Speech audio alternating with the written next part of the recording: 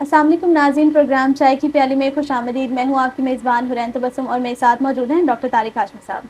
السلام علیکم۔ سب سے پہلے تو ناظرین آپ سب کو چائے کی پیالی کی پوری ٹیم کی جانب سے دلی طور پر بہت بہت عید مبارک۔ اللہ تعالیٰ آپ کو ڈھیر و ڈھیر خوشیاں عطا کرے۔ اور سر آپ کو بھی بہت بہت عید مبارک۔ آپ کو بھی عید مبارک۔ سر چھوٹی عید پہ تو عیدی جو ہے وہ ملتی ہے، تو کیا بڑی عید پہ بھی مل جاتی ہے عیدی؟ ملتی ہے یا نہیں ملتی ہے، لیکن میں نے یہ دیکھا ہے کہ بچوں کو نا عیدی لینے کے بڑے ہنر آتے ہیں۔ تو میرا خیال ہے کہ یہ آپ نے سوال نہیں کیا، یہ میں نے عیدی یہ مانگی ہے عیدی آپ مانگی ہے۔ سے۔ بالکل۔ تو میں سچی بات یہ ہے کہ گھر سے آتے ہوئے آپ کی عیدی لے کر آیا تھا، اور جو پیسوں والی عیدی ہے وہ بھی آپ کو ملے گی، اور جو کھلانا پلانا ہوتا ہے وہ بھی ہم پروگرام کے بعد انشاءاللہ آپ کو کھلائیں گے پلائیں گے۔ لیکن چونکہ آپ میری شاگرد ہیں تو میں نے یہ سوچا کہ سب سے بہترین عیدی جو ایک استاد اپنے شاگرد کو دے سکتا ہے، تو میری یہ تازہ کتاب آئی ہے، تو یہ میں آپ کو بطور عیدی جو ہے وہ دیتا ہوں۔ یہ سب ناظرین اس بات کے گواہ رہے ہیں کہ میں نے جو ہے اپنی شاگرد کو عیدی جو ہے وہ کتاب کی صورت میں دی ہے۔ اچھی روایتیں فروغ پانی چاہیے۔ ہاں جی، بے حد شکریہ سر، یہ تو میرے لیے بہت اعزاز ہے کہ آپ کا جو آپ کی تازہ تصنیف ہے تو یہ میرے ہاتھوں میں ہے اس وقت، تو مجھے تو میری عید کو 4 چاند لگ چکے ہیں۔ ناظرین ہم سوال کی جانب بڑھتے ہیں۔ اکثر سر دیکھتے ہیں کہ شاعری جو ہے وہ جب بھی عید کا تہوار آتا ہے تو بڑی شاعری ہمارے سامنے آتی ہے، لیکن عید قربان کے حوالے سے خاص طور پہ دیکھا جاتا ہے کہ جانوروں پہ بڑی وہ شاعری کی جاتی ہے، پھر خاص طور پہ مزاح کا عنصر ان میں بہت زیادہ دیکھنے کو ملتا ہے، لیکن سنجیدہ جو شاعری ہے وہ ہمیں بڑی کم دیکھنے کو ملتی ہے۔ تو یہ غیر متوازن سا رویہ اگر ہے تو یہ اس کے پیچھے کیا وجہ ہو سکتی ہے؟ یہ آپ نے بالکل درست کہا کہ عید مبارک کے حوالے سے تو شاعری بہت ہوئی ہے، لیکن جب بھی عید قرباں آتی ہے تو شاعری کا جو رنگ ہے وہ بدل جاتا ہے، اور مزاحیہ مشاعرے نشر ہوتے ہیں، اور اس میں بکرے کی رنگت، بکرے کی قامت، قصاب کے نخرے اور تکہ بوٹی، اور اس چیز کا بڑا ذکر ہوتا ہے، اور ایک ہنسی مذاق جو ہے وہ بن جاتا ہے۔ حورین بات یہ ہے کہ معاشرے میں ہنستے کھیلتے رہنا چاہیے، یہ بہت اچھی بات ہے، لیکن میں نے ایک بات یہ دیکھی ہے کہ جب ظاہر یہ جو قربانی ہوتی ہے یہ تو اس کا اصل فلسفہ تو عبادت ہے نا، بالکل ٹھیک ہے، لیکن جب عبادات کے اندر شغل میلہ آنا شروع ہو جاتا ہے تو ان کا جو مقصد ہے نا وہ کہیں پیچھے چلا جاتا ہے۔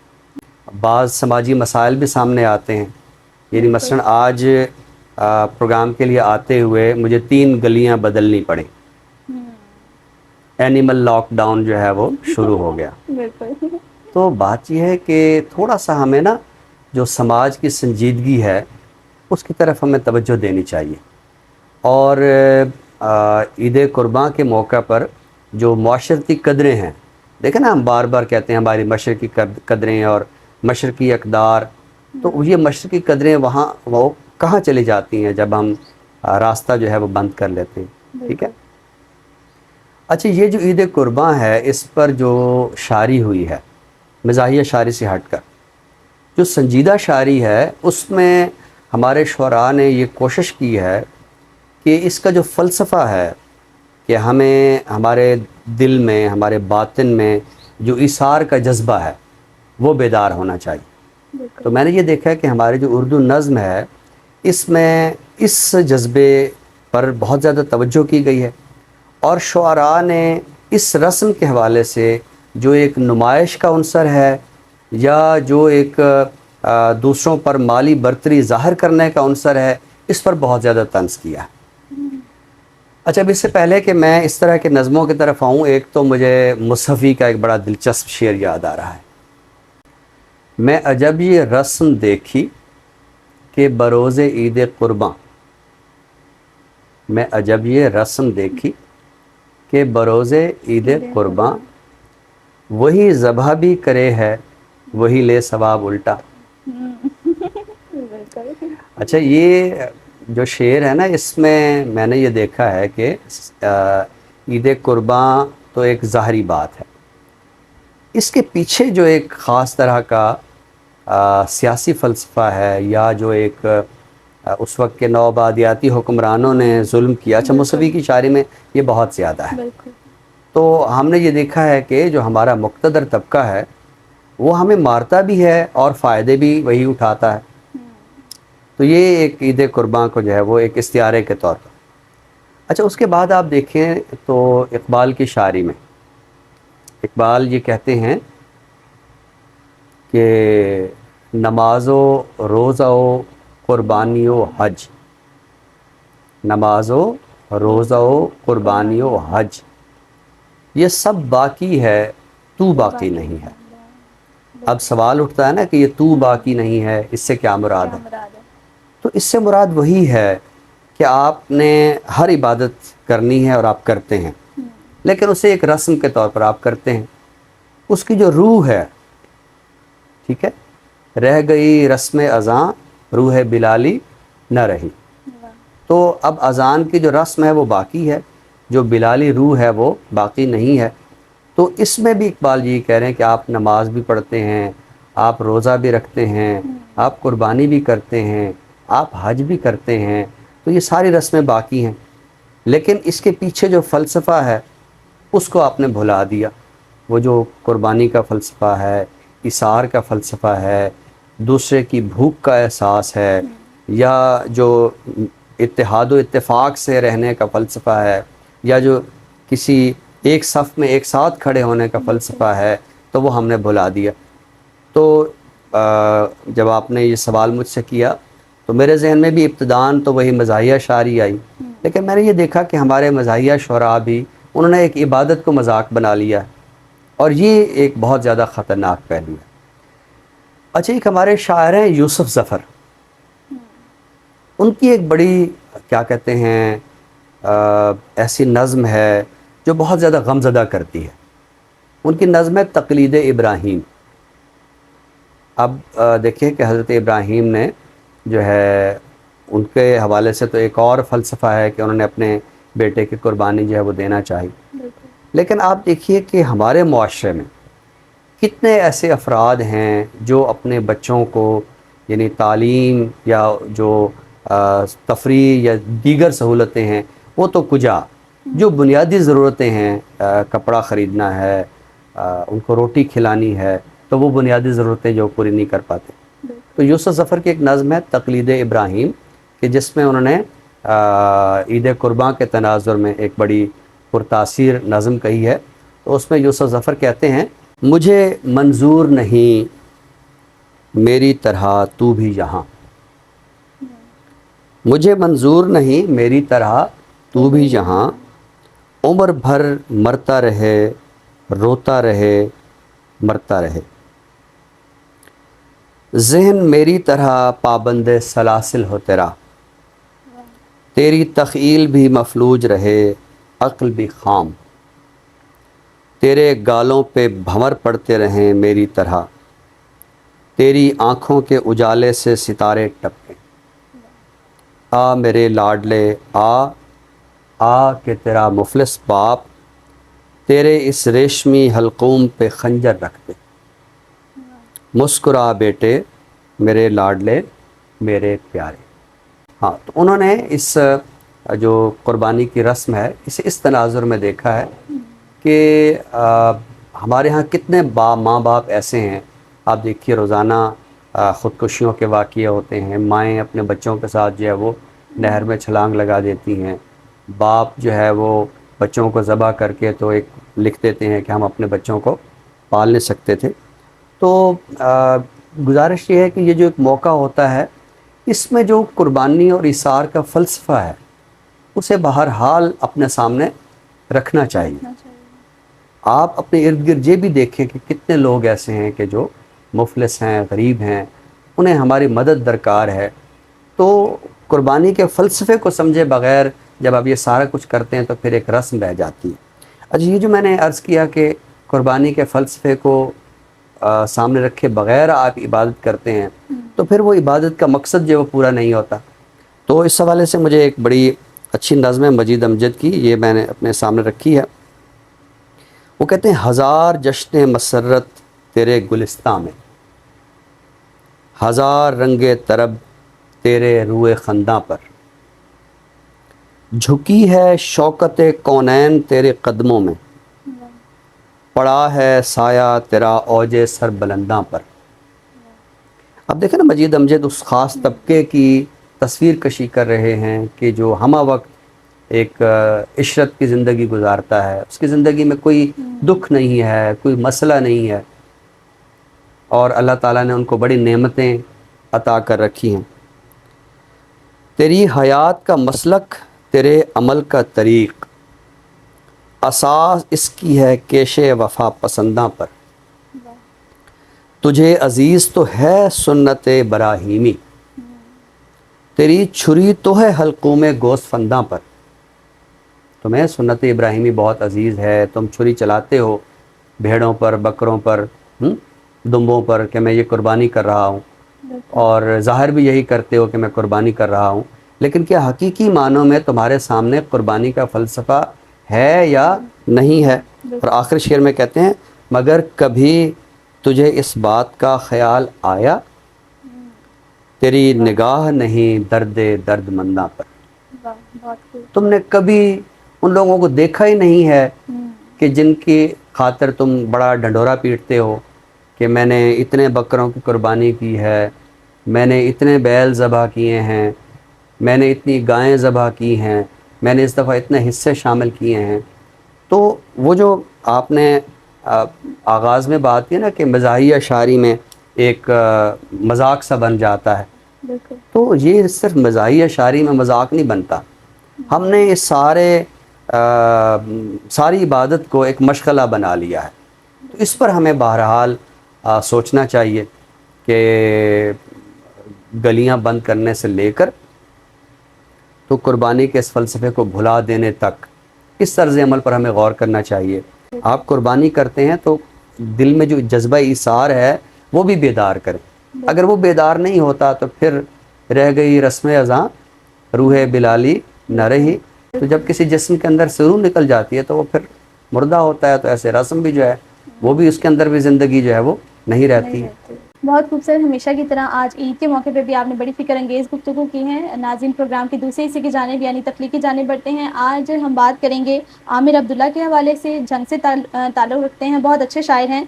پہلا نظموں کا مجموعہ میں تنہا کھڑا ہوں کے عنوان سے شائع ہوا، دوسرا غزلوں کا مجموعہ سینہ خاک کے عنوان سے شائع ہوا، تیسرا نظموں کا مجموعہ اجلی کرن کی پگڈنڈی پر یہ بھی شائع ہو چکا ہے، اور اس کے علاوہ آپ کی انگریزی نظموں کا مجموعہ ان لو ود بریز کے عنوان سے 2023 میں شائع ہوا، اور انگریزی نظموں کے ان کے بہت ساری زبانوں میں ان کے تراجم ہو چکے ہیں، اور رابندر ناتھ ٹیگور ایوارڈ بھی انہیں 2022 میں حاصل ہوا۔ تو سر، آج ان کی تخلیق کا کون سا حصہ ہمیں آپ عطا کریں گے؟ ان کا نظموں کا مجموعہ آپ نے نام بتایا، اجلی کرن کی پگڈنڈی پر، تو آج میں نے اس سے ایک نظم منتخب کی ہے۔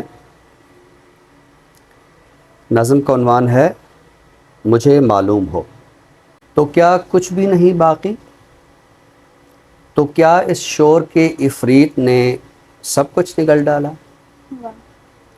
نگل لی روح کی آسودگی، راحت جو جسموں میں رچی تھی، آسماں سے متصل کرتا شعور زندگی، پی لی وہ ساری روشنی جس سے دلوں کی جوت روشن تھی۔ تو کیا کچھ بھی نہیں باقی؟ بجز ان کرمکوں کے کھانستے لمحوں کی گرتی رال میں لتھڑے ہوئے، روندے ہوئے مور و ملخ اور بوجھ کے نیچے ترختی ہڈیوں کے، نیم دم چہروں طلب کے اور طرب کے درمیاں، بس ایک لکیر بے حسی پر رینگتے جسموں سوا تھوکے ہوئے کڑوے نوالوں کے۔ وہ جن کو ناتوانی کا مرض ہے ہم سے کہتے ہیں وہ آئیں گے جنہیں ایک غار کے پردے سے آنا ہے، سمندر سے ابھرنا ہے، کسی صحرا کا سینہ چیر کر باہر نکلنا ہے، جنہیں کار مسیحائی ودیت ہے۔ وہ آئیں گے تو سب یک چشم عفریتوں کا سینہ چاک کر دیں گے، بہاؤ روشنی کا پھر بہے گا اور دیوں کا فرش بچھ جائے گا، سب کچھ جگمگائے گا، تڑکتی اور چٹکتی ہڈیوں کو چین آئے گا۔ وہ کہتے ہیں نفس کی روشنی کچھ بھی نہیں ہے، سانس کی یہ آمد و شد ایک لا یعنی سی ورزش ہے، میرا ہونا کسی لا حاصلی کا استعارہ ہے۔ وہ کہتے ہیں میں سنتا ہوں بہانے 100 طرح کے، ان گنت ہیلے بناتا ہوں، نجس کہتے ہوئے اپنے بدن کو دور اپنے خال و خط سے بھاگتا ہوں، ہانپتا ہوں، جانتا کچھ بھی نہیں میں، رنگ کا ایک سلسلہ پھیلا ہوا ہے، قوس کی صورت کھلا ایک پل ازل اور ابد کے درمیاں ہے، اور اس پل پر اکیلا میں رواں ہوں، انفس و آفاق میں جھرنے رواں میرے لہو کی موج سے، عالم میری ہی سانس کی خوشبو سے مہکے ہیں، میرے دم سے ہے نظارے کی وقت، اعتبار دید قائم ہے، نہیں معلوم کچھ مجھ کو، ہیولوں نے مجھے گھیرا، کہے کہ جبر میں آیا ہوا ہوں، مجھے معلوم ہو میں ہوں۔ بہت خوبصورت نظم آپ نے عطا کی۔ ناظرین، پروگرام کے تیسرے حصے آخری حصے کی جانب بڑھتے ہیں، یعنی کتاب کے تعارف کی جانب۔ تو سر آج تعارف کے لیے کون سی کتاب پیش کریں گے؟ آج اردو افسانے کے حوالے سے ایک اچھی کتاب، تنقیدی کتاب اردو افسانے میں خیر و شر کا تصور قیام پاکستان کے بعد۔ دیکھیے یہ جو کائنات ہے اس میں جو خیر و شر کی کشمکش ہے، چراغ مصطفی سے شرار بولہبی، ان کے مابین جو ایک مبارزت ہے وہ شروع سے جاری ہے۔ تو اردو داستانوں میں خیر و شر اس پر بھی کام ہوا ہے، اردو ناول میں جو خیر و شر کا تصور ہے اس پر بھی کام ہوا ہے، بلکہ آپ دیکھیے ہماری جتنی بھی عالمی شاعری ہو، اردو شاعری ہو، علاقائی شاعری ہو، بنیادی طور پر تو اس کشمکش پہ توجہ کرتی ہے جو کہ خارج میں بھی موجود ہے اور انسان کے باطن میں بھی خیر و شر کی صورت میں موجود ہے۔ تو اردو افسانے میں خیر و شر کا تصور کس طرح آیا ہے، ہمارے کہانی کاروں نے اس تصور کو پلاٹ میں کیسے ابھارا ہے، کس نوعیت کے کردار تراشے ہیں، کس نوعیت کے جو مسائل ہیں وہ بیان کیے ہیں۔ تو یہ ڈاکٹر راحیلہ بشیر کی کتاب ہے اردو افسانے میں خیر و شر کا تصور۔ اگر ہم اس کی تفصیل میں جائیں تو اس میں انہوں نے جو خیر و شر کا تصور ہے، یعنی پہلا باب جو ہے اس میں بنیادی مباحث ہیں کہ خیر و شر کیا ہے، خیر کسے کہتے ہیں، شر کسے کہتے ہیں۔ اچھا آپ دیکھیں جو خیر و شر کا تصور ہوتا ہے یہ مختلف مذاہب میں مختلف حوالوں سے ہے، مختلف سماج میں مختلف حوالوں سے ہے، پھر مختلف طبقات میں، یعنی ہو سکتا ہے کہ کسی چیز کو ایک طبقہ خیر سمجھ رہا ہو اور دوسرا طبقہ اسے شر سمجھ رہا ہو، یا ایک عنصر ایسا ہے کہ اسے ایک طبقہ شر سمجھ رہا ہے تو وہی ہو سکتا ہے کہ کسی دوسرے کے ہاں وہ خیر کا عنصر ہو۔ لیکن بہرحال خیر و شر کا ایک ازلی و ابدی تصور بھی موجود ہے جو ہمیں مذاہب نے بھی دیا ہے اور فلسفے نے بھی دیا ہے۔